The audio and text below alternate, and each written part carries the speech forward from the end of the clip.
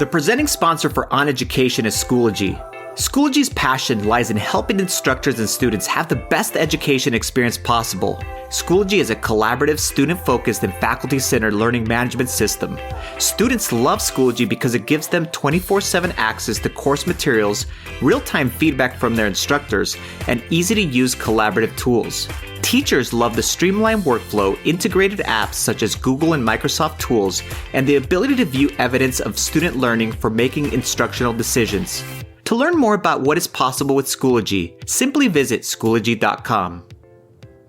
Neither of us know how to make a podcast. We're like, let's make a podcast. Okay, how do we do that? Yeah. And then you figure it out.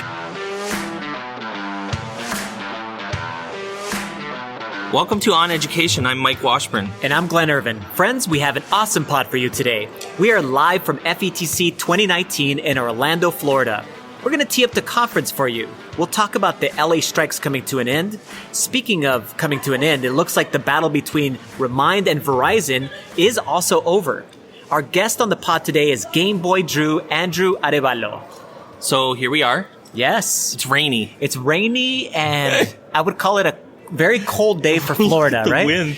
The wind is blowing the palm trees, but just seeing palm trees is really nice for us. Right. Well, I mean, yes, I have 4 feet of snow in my front yard. Yes, and it's minus 20 at my house. So yeah. We'll take it. Yes. We were going to wear shorts today. We didn't. Maybe tomorrow. I heard there's going to be sun tomorrow. I might just wear shorts tomorrow for the conversations. People will be like, you're nuts wearing shorts. I'm like, well, you know, in Toronto... Yeah, shorts and a t-shirt is definitely going to have to happen if the sun actually does decide to peak out, even if it's Tuesday. 55 degrees. Someone said on Tuesday it's going to be super nice. So Okay. I'm excited about that. So today, I wanted to mention that today is Holocaust Memorial Day. We're recording on Sunday. Yes. The whatever date it is, the 27th. And I think it's important to me. I'm a history major. Yep. Some people don't know that and are surprised to hear that. And actually, my specialty in history was genocide, surprisingly, unfortunately, whatever. I don't know how it worked out, but it worked out that way. And so I have a strong connection to studying these things. And it's funny because I read an article just a couple weeks ago talking about how a lot of kids don't even know about the Holocaust anymore.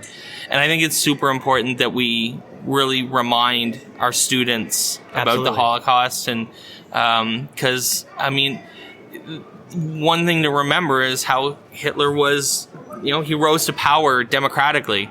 And it's pretty easy to see how a society slipped into that sort of, enablement. Yes. And, it's a dangerous thing, and we got to learn from these situations. So I wanted to bring it up and make sure that we remind people, let's focus on these things. When you have a chance to teach history, make sure we're talking about this because it's super important. Right? Yeah, and I was going to say, I'm going to give a shout out to a teacher actually in my school district. His name is Ray Nelson, and he teaches English language arts.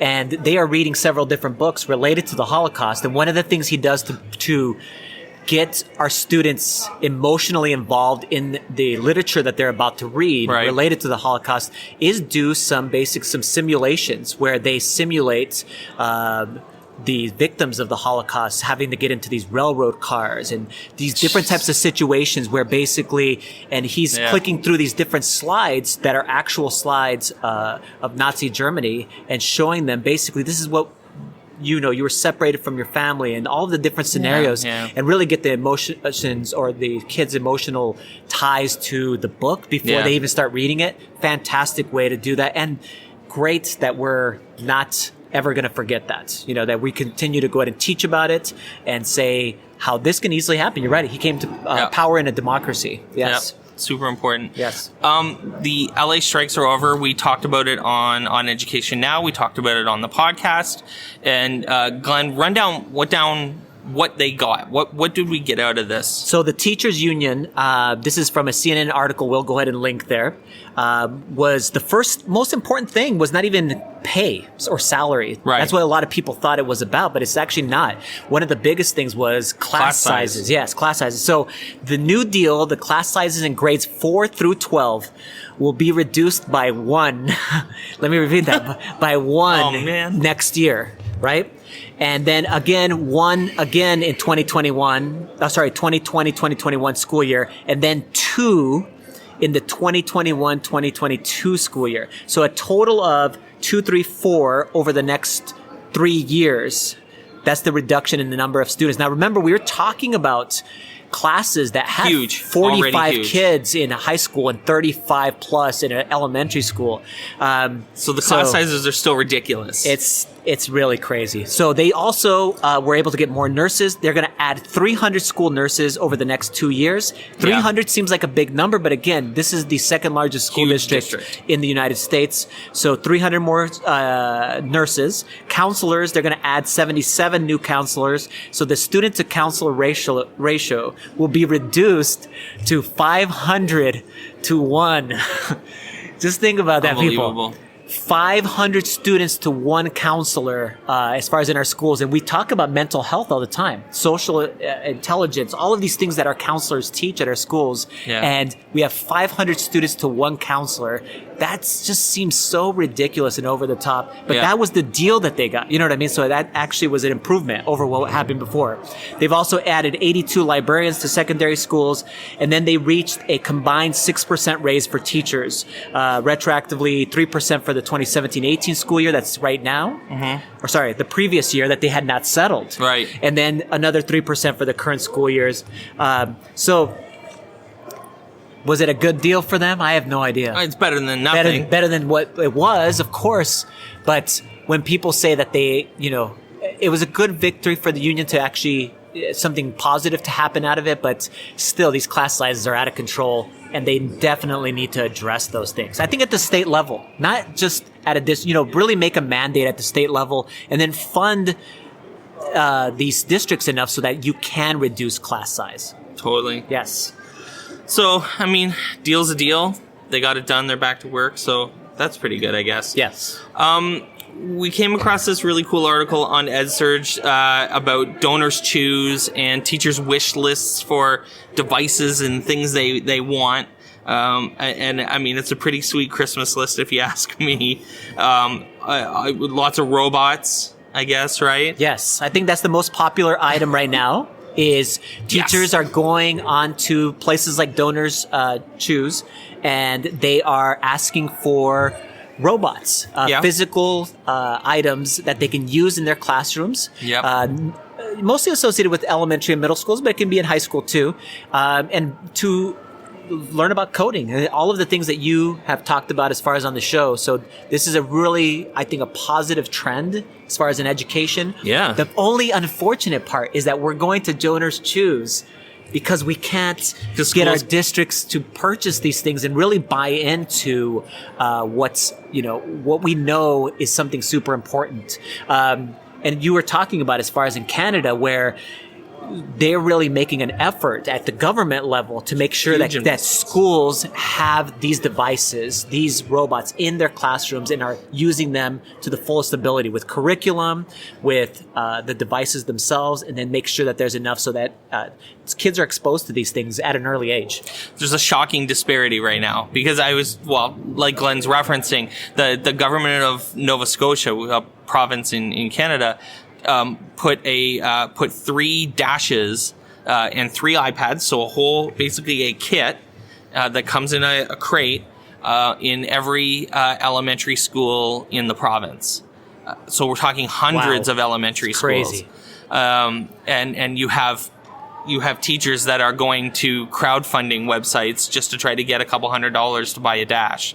It's pretty sad, to be perfectly honest. Yeah, it's disgusting. And it's frustrating because, I mean, there's so much opportunity and it's kind of being squandered by, tax cuts and stuff like that. Yeah. So, well, the good thing though is if you don't have a project that you currently have on Donors Choose, some kind of thing that you want to get funded, you should go do that.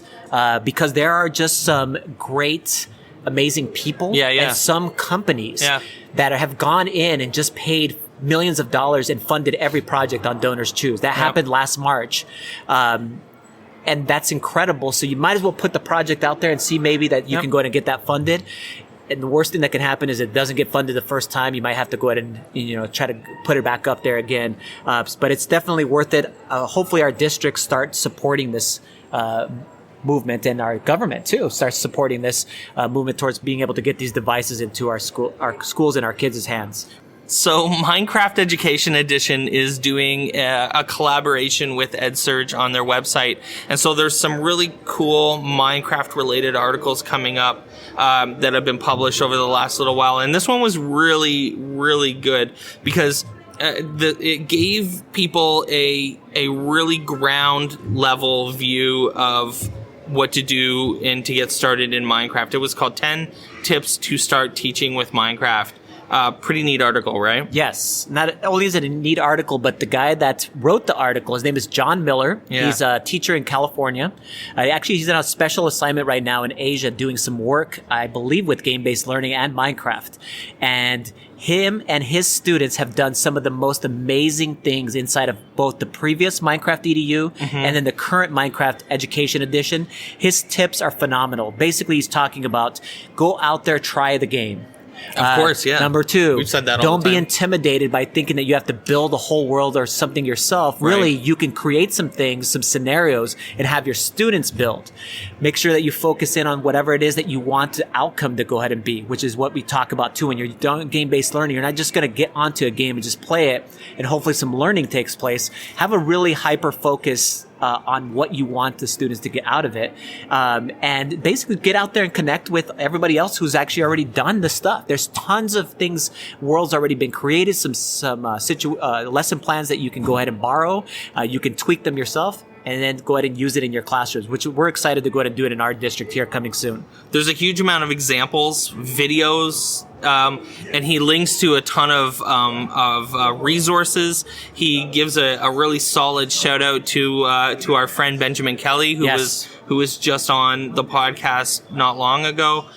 So if you needed like a ground floor level informational post about how to get started with Minecraft Education Edition, I don't think there's a better version of that than this. No, this is it. So we'll make sure we link it for you. If you guys have questions, we love Minecraft. We'll make sure we answer the question or we'll connect you with someone who can answer that question. Absolutely.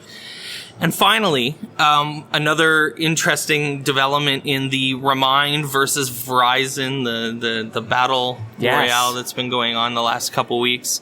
It looks like Remind has won. Are we going to say Remind has won? Remind has declared victory. They have declared victory. It was like a war, actually a real war or something like that. But yeah, no, it sounds like Verizon is not going to charge this excess fee to Verizon, but these numbers are astonishing, Mike. I was reading right here, it says that Remind sends 1.6 billion text messages a year using the Verizon network. And what Verizon was going to do is basically charge them 0.0025 cents per message. So pretty minuscule amount, but it adds up after you have 1.6 billion. Yeah. So they're not going to do that. But what I think the biggest controversy is here, and this is what people should be aware of, and I'm not sure what Rare Remind is at for this, but it seems like there was actually an agreement in place to let them use these lines as long as Remind said that they would keep this service for free. Yeah, they were supposed to promise. Forever. Yeah. And Remind would not do that. Right. So guess what's coming next? They're going to be charging for this service. This service, seems like we it. told you, it solved a problem. People use it. Obviously, people are using it. 1.6 billion text messages are being sent just on this one network a year. So it's being used. It's super important for communications between teachers, students, and teachers and parents and everybody in between to all of those things. So it should be interesting what happens within the next year, I think. We'll probably be reporting that Remind decided to go as a paid monetization. Service. Yes. How are they going to monetize? Incoming. It's coming next, I think. Okay, so just heads up for everybody out that's using Remind. I'm going to be honest. To be honest, I'm gonna shot across the bow here. Yeah. If Remind monetizes, Yes. and charges the end user, Yes. this will be a massive betrayal Yes. of end users, of teachers, because They use the teachers. who made this happen? Who made this victory happen? The teachers. Teachers, educators, posting like crazy on social Twitter, media, yes. on social media, just blasting Verizon. nonstop, coming to the defense of Remind. If Remind starts charging people, it is a criminal act. Yes. It's just insane. Yes. So listen, you will hear it from me. Yes. Hopefully that's not where it's going. I'm just pessimistic about kind of. So am I. Yeah. Soon as I read that Verizon thing, I'm like, there's more here. Yes. Than just Remind, saying, we're getting victimized. Yes. There's way more here. And I mean, corporations are corporations, and Remind's a company that is trying to do business, and Verizon is a giant corporation. And so everyone has motives. But just because Verizon is a giant, multinational type corporation doesn't mean that they had a story in this, and they did. Yes. And it was actually, in hindsight, a side of the story that we need to know, because they, don't want Remind to charge for the service, yes. especially when Verizon is giving away their service for free. Exactly. All right. Yes. So, I mean, hopefully we don't have to talk about this again in a couple months. But if it comes up, we're talking about it, and we're going to call them out. Yes. We're going to be ready for it. %. Yes. Gearing up for it. Yeah. Speaking of gearing up, we're going to be right back, and when we come back, we'll talk about FETC. Quests. One of Classcraft's most popular features, with over 100,000 lessons created by teachers and 3 million learning objectives completed by students so far, is now part of Classcraft's free offerings. In 2019, your students won't just be learning multiplication, chemistry, or any other content. They'll be saving the kingdom. Transform your lessons into adventures with Quests today. Visit classcraft.com for more information. All right, welcome back to the show, everybody. We are at FETC. We are live for the next 4 days. We're going to be doing a show. We're recording today on Sunday. We're also going to be doing smaller recordings on Monday, Tuesday, and one will come out on Wednesday.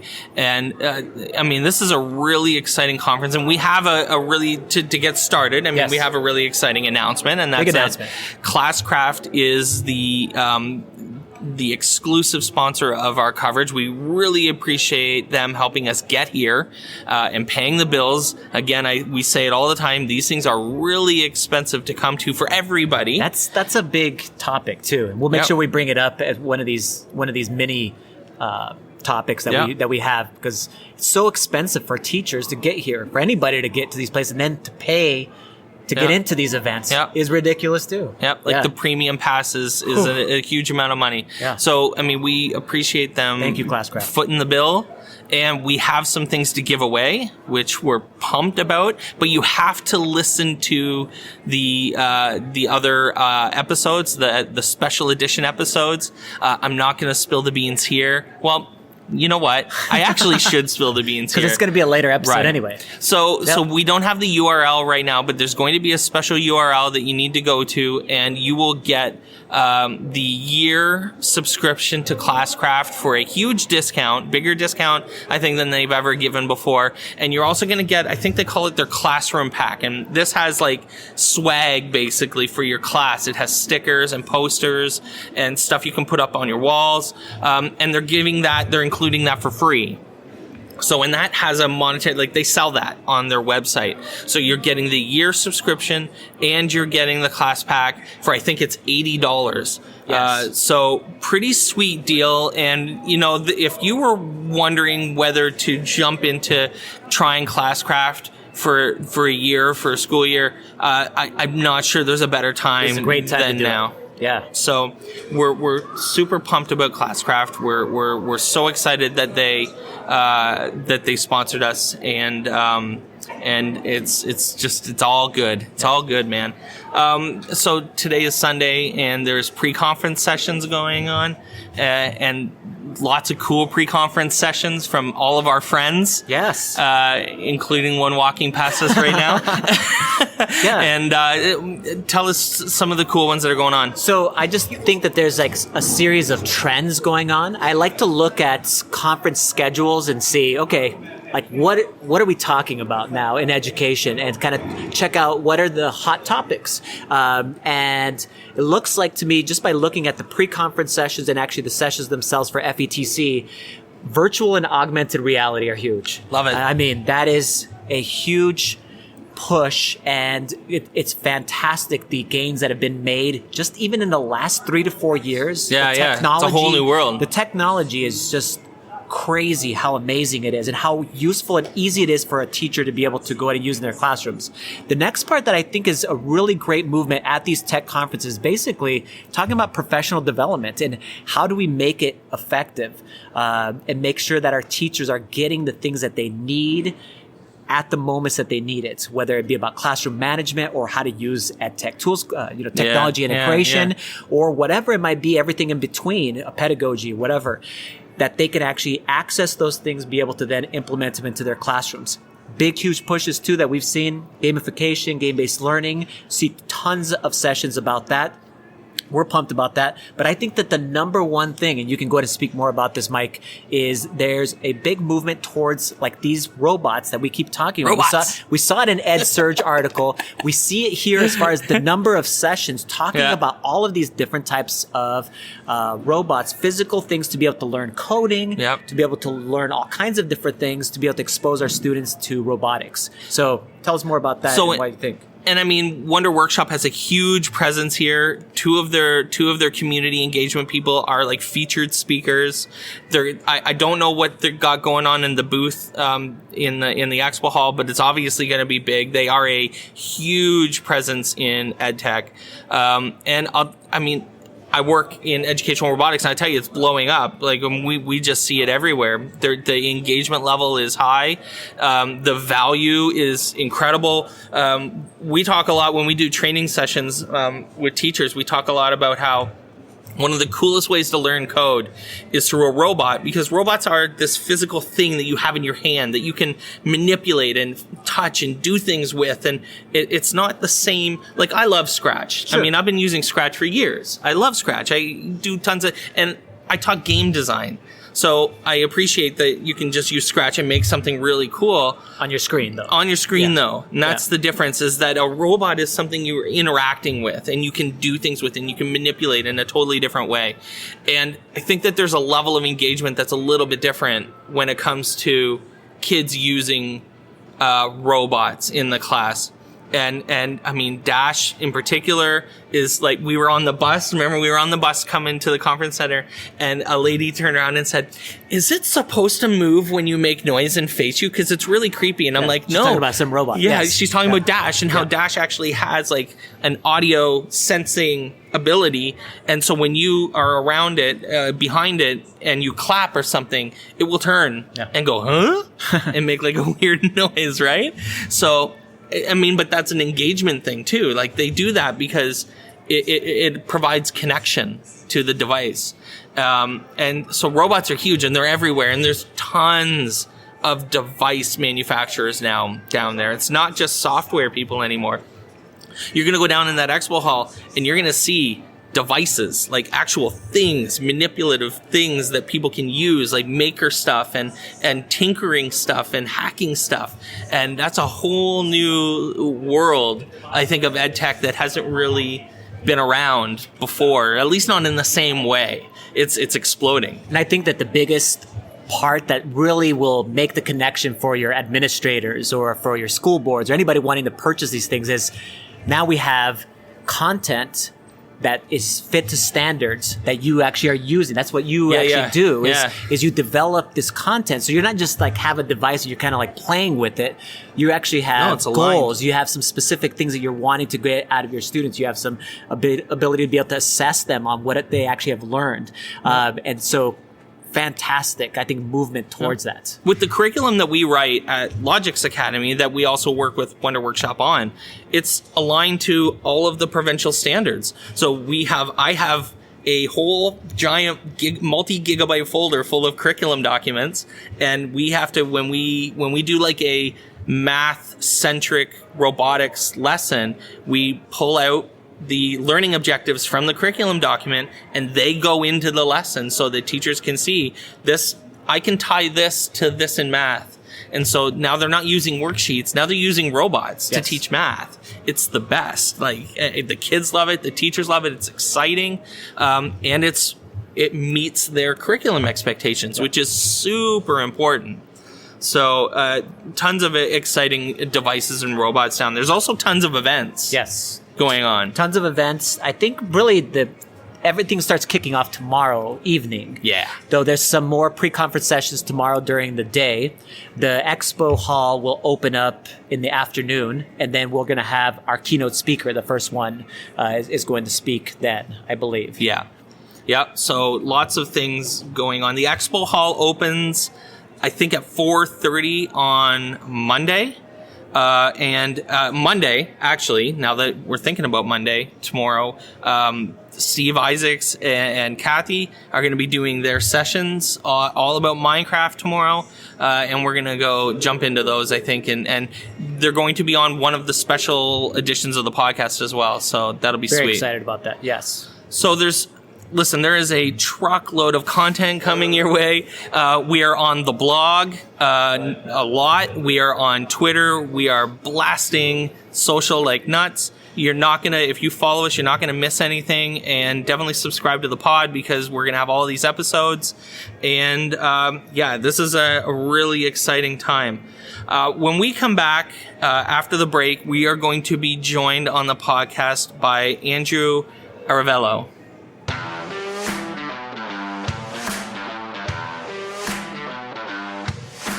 Welcome back to the podcast, everyone. We are thrilled to be joined today by Andrew Arevalo. Welcome to the podcast, man. Hey, what's up, everyone? It is Andrew Arevalo, otherwise known as Gameboydrew, and I'm excited. We are at FETC, and it is amazing, right? I'm here with the two podcast superstars, right? Exciting. So Andrew, you just presented this morning in a pre-conference session here at FETC. Yeah. What were you talking about, and what was that like? Yeah. So I presented on gamification, right, and game-based learning, as well as design thinking. Mm-hmm. So it was essentially a 101 of the foundation of what exactly is gamification, why should you use it in your classroom, and how is that distinct from something called game-based learning, or GBL, right?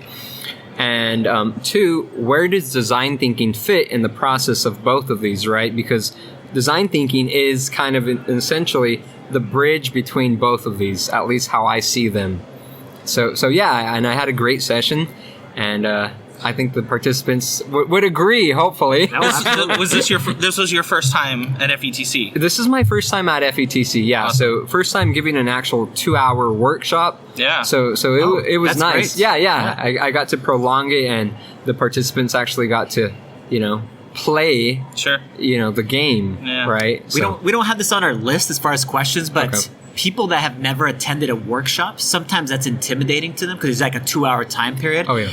But I always tell them, you should go to, those are sometimes the best things to go to. Like, oh, yeah. Don't you think that's the experience there? Definitely. I mean, because sometimes with these breakout sessions, it's nice because we're getting exposed to, this new strategy, but we don't have enough time to, in a sense, play with it, right? So when the workshops come, it's like, here's the strategy, or here's the tool, now let's actually play with it, and feel free to ask questions. Let's make this as interactive as possible.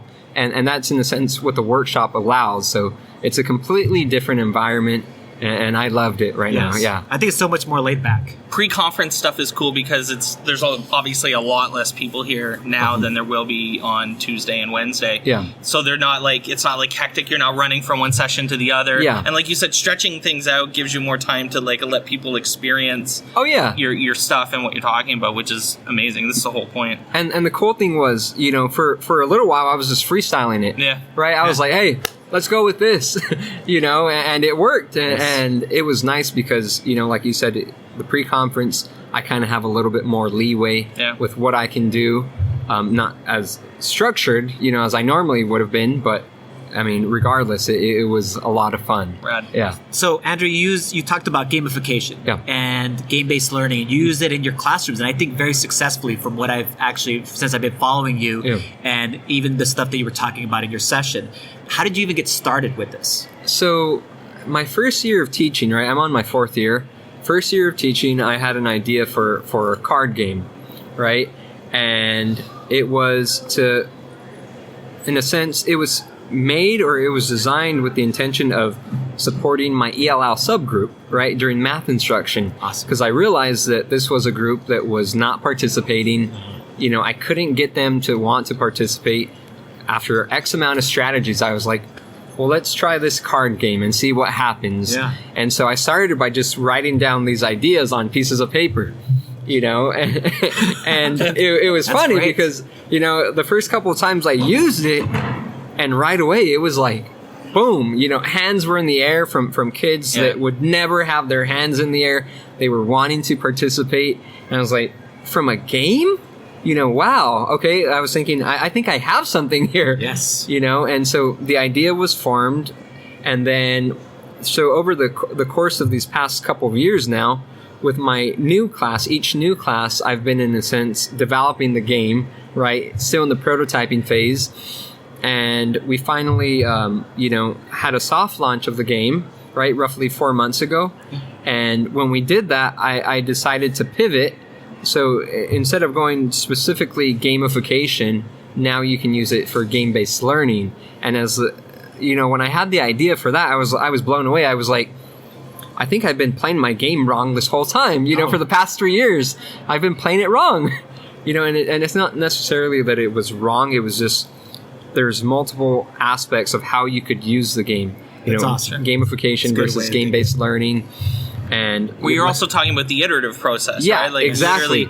So I mean, you're making this game, and you're going through a process, like a design process for creating it, which is so cool. And I think there are a lot of people, like, if you could break that down a little bit more for us, because I think there's a lot of people that listen to us specifically that may want to almost do something like that in their own classes. Yeah. So maybe slow it down a little bit and talk about those steps. Yeah, like definitely. that you made, that you got you from idea to literally, I don't have it in my hands, but a box with cards in it. Yeah. Slow that process down for us a little bit. So what I first started off with was empathizing, right?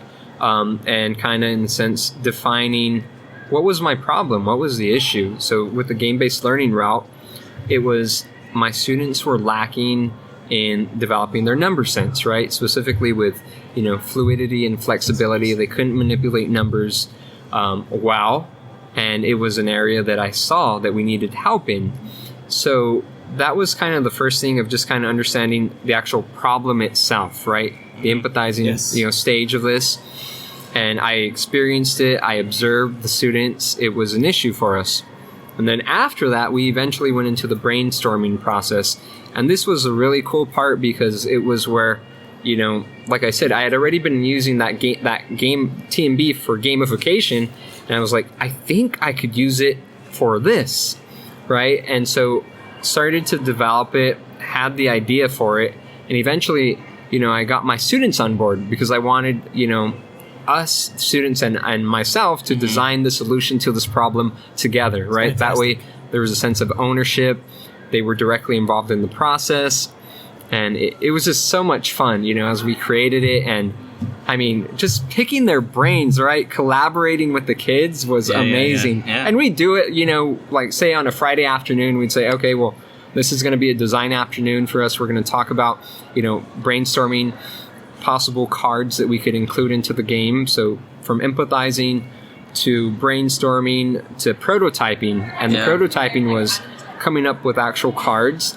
But as we did this, we had to be very careful with the cards themselves, meaning were they actually well thought out? Were they rational? We didn't want to include cards that messed up the whole meta of the game itself. There always had to be a balance. So a student might have an idea, and then we'd play test it, and we'd realize that, oh no, that one card affected, you know, there was like a domino effect, and it literally changed the balance for every single card. Like, that card is so OP. and like for example, there was one card called the Subtractor. And at the time, I thought it was an awesome idea. Sounds OP. No, well, what it does is you get the card, and when you play it, you lose points. you lose points. And at the time I was like, okay, it'll be like somewhat trivial, like make it fun, like, oh, there's a chance you could lose points. And then I had a student who was like, I don't want to play it anymore because I'm just going to lose my points and I'd rather just not play. And I was like, all right. So I went home and I literally ripped up the card and I was like, I'm not using that anymore. Yeah. And so, That's great. went into the play testing and, during the play testing, it was really neat because I started to kind of get this feel of, okay, I think we have something here. And so then I reached out to a couple different people on Twitter and social media and I was like, hey, here's the game. Do you want to try it? Yes. Give me some feedback. So I literally sent it out nationally to random people. And, through their feedback, I was able to kind of adjust the numbers and ensure that every card worked well in the sense of developing that fluidity. Because at the end of the day, it is a game. I want it to be fun. I want it to be user-friendly. But I also want it to teach the students something, right? And so as I did that, I was thinking, well, we had to play around a lot with the numbers themselves and ensuring that it reached our goal, or it matched to our learning objective, right? So after that phase, we eventually went to the launch, right? And that's what I was saying, where about 4 months ago, I did a soft launch, playing around, testing the waters. And I had a local district reach out and they were like, hey, we love this idea. We love this game. We want 150 decks. We also want, sets of posters. And then when that happened, it was like, wow, okay. And since then, I've had teachers just randomly, reach out to me like, hey, how much for 5 decks? Or can you ship out 6 decks, and I'm like, well, sure, yeah, that's not a problem. Let me go to the mail office. I've never been to the post office. Let me go buy some stamps. Got to figure out the shipping issues. Yeah, exactly. Let me figure out the logistics. And then, too, a little part that I skipped was, actually finding a manufacturer, right? Yeah. To take this idea and the minimal viable product and transform it into a real product, something that tangible that we can touch, that we can hold. And that's the real awesome thing, right? If you've ever created something and sent it out into this world, whether it's a baby, like it feels like a baby, you know, and it's awesome. And you get to see this baby grow and develop. Yep. And so that's been kind of the design process for it, right? It's awesome. Yeah. So it's great we actually know exactly what that's like, right? With the podcast. Neither of us know how to make a podcast. We're like, let's make a podcast. Okay, how do we do that? Yeah. And then you figure it out. Right? So you made a game. It's like, I want to make a game. How do I actually make a game? How do I print a game? Yeah. Which is, there are logistical things that you needed to figure out, just like we had to logistically figure out how to record a podcast and make it and put it out into the world, and how do you get it on iTunes and wherever, and that process is so much fun. It's awesome for me. Like it filled a little bit of a void. That's awesome. In my creativity, and I sense that you're almost the same way. I'm passionate about it. Designing is like I'm already thinking, okay, well, what am I going to design next with my kids? How far can we take this? TMB2. Yeah, exactly. Or rebranding. TMB maybe becomes Math Sense. Because start playing around with the name. Yes. And things that I didn't think about back then. That 100%. Yeah, now I got to think about. Right. Love it. So, what I was thinking about, I don't have it on my questions either. Those students that helped you initially design the game, they must be like older kids now. Oh, yeah. Right? Yeah, they're in junior high now. Yeah. So have you ever gone back to them? Oh, yes. And said, guys, this is the actual game that you guys helped. So they could see the final physical product. So it's kind of funny because like every year, like the first couple of days of school, my old students come back to class and they're like, well, what's new in the class, Mr. Arevalo? Because we already know. Like, we know you worked on something during the summer. Yeah. And so, this year it was like a complete flip of my classroom, right? So my kids from last year were like, what, Mr. Arevalo? Like, how come you didn't do this for us? And the TMB cards specifically, I was able to blow them up and I put them on in my classroom on one of my walls. And so it looks like just sick, and they're like, Mr. Arevalo, they're like, oh, like, how come? And I'm like, well, it's part of the design process too for the teacher, right? Yeah. We 100%. We constantly, are trying to improve, and this is just the process. But just keep in mind that you were essential. You were important to me getting to this phase, Yeah. Without you, it couldn't be here. I couldn't be here. And so, it's so important. Phenomenal. And especially, like I said, when the junior high students, my 7th graders come and they're like, "What, Mr. Arevalo? You're like, you have stickers? You have cards now? Like, what?" So, and I always give them credit, right? They're course. my game designers. Yes. Right? So, They were the originals. yeah, they're the OGs, right? So if I know we have elementary teachers and also just math teachers in general. Mm-hmm. If they want to get the game, like, where do they go? Okay. Yes. So right now, I don't have like an actual store online, but you can reach out through me through my actual website, which is tmbgame.com. Okay. Or Twitter. We'll make sure we link that. Yeah. Too. Awesome. Thanks. Or just Twitter. Gameboydrew is my handle. I also have a blog as well as a vlog, which is just gameboydrew.com. So you can get a hold of me just about any possible way, Right. And I will respond to you. Yeah, That's so awesome. Yeah, and thank you for that. I truly Thanks so much for appreciate being that. on the show, and we're gonna have to have you back. Yeah, Yes. yeah. Because we want to hear more. Definitely. So if you aren't listening to these guys, whole Twitter, everyone, please make sure that you listen to them. They're awesome. They're inspiring, and they're fun. Right? They're very genuine, and it's nice to meet some awesome educators. Right? So Thank you so much. With that said, Appreciate that. Thanks, man. Yeah. All right. Take care, guys. Thanks for listening to On Education. My name is Mike Washburn, and my co-host is Glen Irvin. Do you want to get in touch with us? Check out our website at oneducationpodcast.com. You can tweet us at oneducationpod. Glen is at IrvSpanish on Twitter. I can be found on Twitter at Mr. Washburn. Our engineers are Jake and Justin at Podcast Production Team. Check out their website at podcastproductionteam.com. You can find us on Facebook by visiting facebook.com/oneducationpod. If you're enjoying the show and think others would too, we'd be thrilled if you shared it with them. Please leave us a rating or review in Apple Podcasts or the Google Play Store. When you leave a rating, it gives our rankings a boost, and this helps others discover the show. We want to thank our presenting sponsor, Schoology, for supporting us. Check out Schoology.com to learn how they can help you advance what's possible. Thanks as always for listening. Stay awesome. See you soon.